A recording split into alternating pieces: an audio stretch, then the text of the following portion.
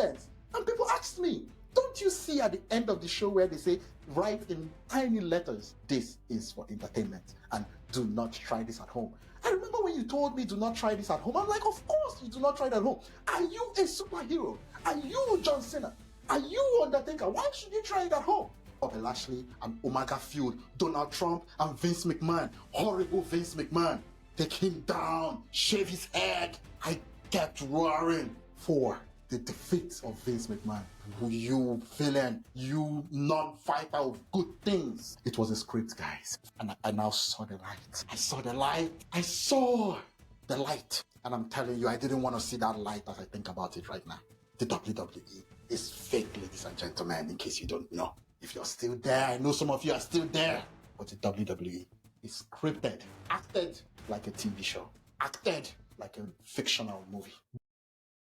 Welcome to another episode of New Day, Same BS. My name is CT, and this is on the No Right, No Wrong YouTube channel and all social media platforms as well that you can find this content. And today, I want to talk about a topic that's actually personal and closer to home for me, especially. And the premise of the conversation is going to be the power of ignorance. I absolutely think ignorance is a powerful tool. I'm going to go around this and we're going to have a conversation about this. And hopefully you guys actually leave comments in the chat. I really want to hear what you guys think about this story. But I think ignorance is actually a very powerful thing in the way people weaponize it. But the other part of the conversation that I also want to talk about is that we low-key love being ignorant.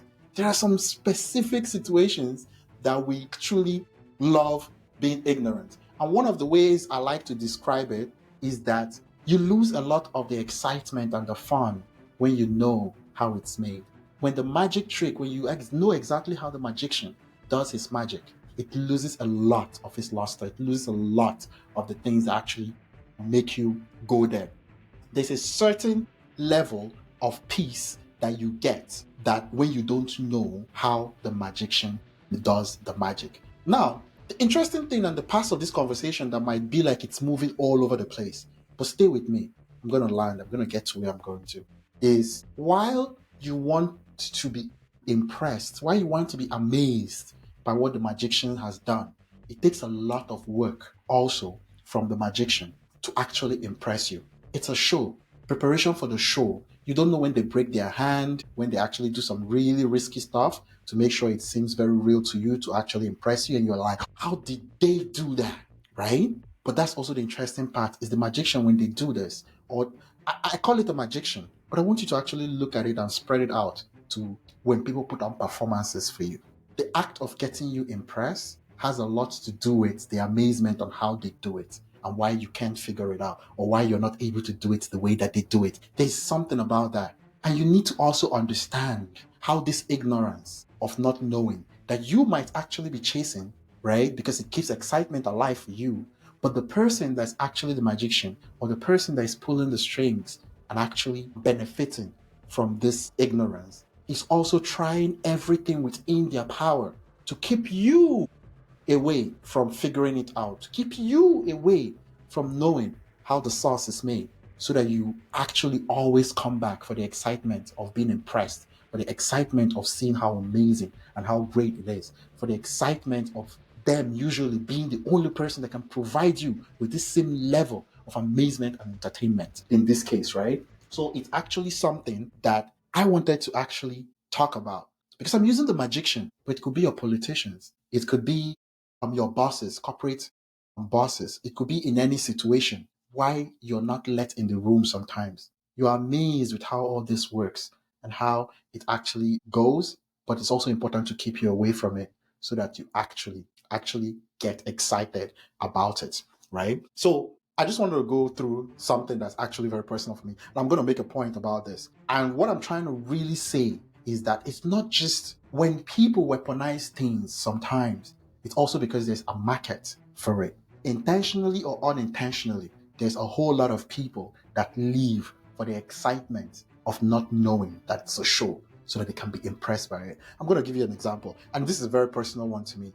I remember growing up as a kid, I was a huge WWE fan. But the most important thing about being a WWE Raw That's I call it entertainment wrestling now, but you dare not call it entertainment wrestling when I was a kid. No, no, no, no, no, no. This is wrestling. This is like real macho shit. It is wrestling, and it's what the heroes, the strong guys, did.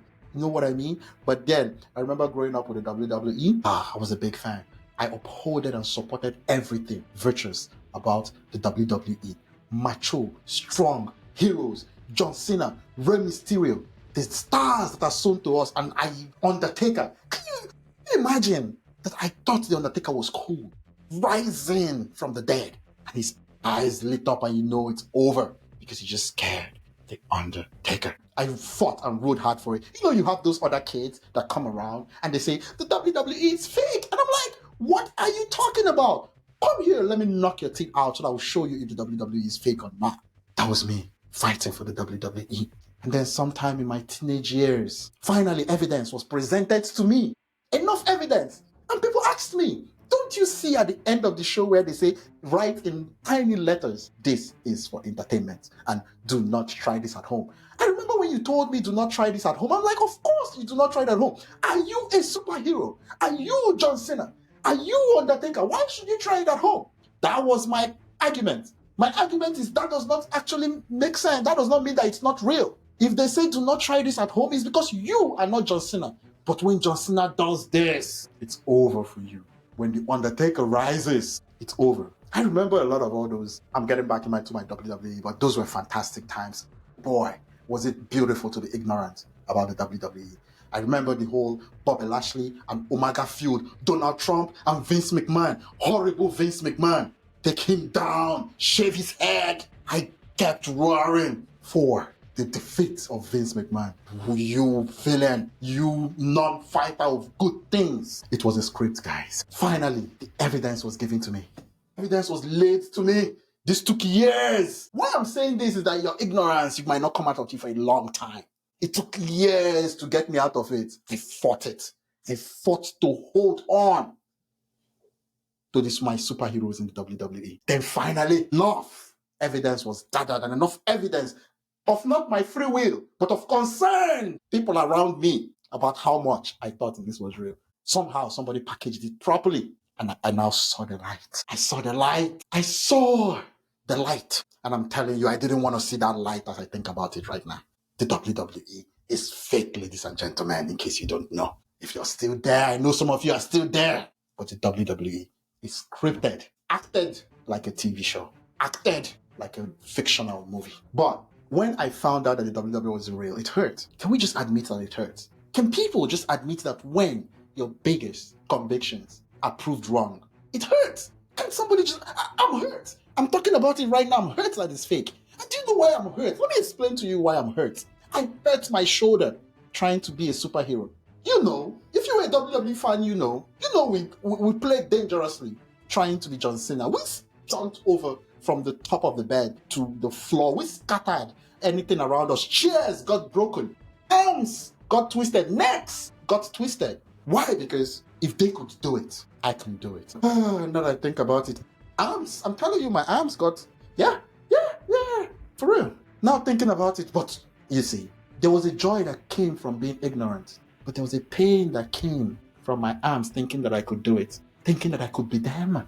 So what's my point? My point is ignorance is powerful. It is weaponized. People always are trying to keep you away from information, keep you away from the things that make you very impressed about them. Some of them tell you they don't use the washroom. They don't. Amazing. You know, how did they do it? They don't eat? Like, where does it go? Good questions, my dear. You would probably never find out. But my point is ignorance is exciting.